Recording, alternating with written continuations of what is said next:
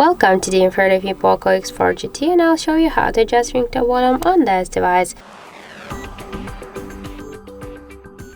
So let's first open the settings app and then tap on the sounds and vibration. Now just here you'll see the ringtone volume panel, and just to change ringtone volume of your device you should swipe to the left or to the right side that's volume panel with your finger.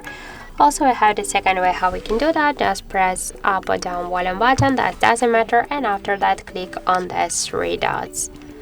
Then you'll see here also the ringtone volume panel, and just to change the ringtone volume we should swipe to the up or to the down that's volume panel, and that's it.